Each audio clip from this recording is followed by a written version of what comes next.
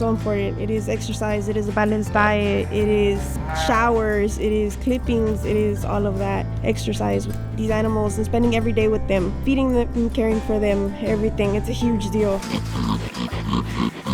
Me and Otis, we have a good relationship. He's really attached to me. They're really smart because when I first had him, he didn't know how the whip was used. Now he understands it. Fourth place, Savannah Ellis. When we get to the actual livestock show, they'll exhibit them. We'll have judges that come out and going to pick the best ones. But we also have awards like showmanship, which is on the student, how well the student cared for their animal. The live auction starts at 1 o'clock on Saturday. Those students take their animals or projects, they could be their food or arts and crafts, across that auction block, and they're sold to the highest bidder.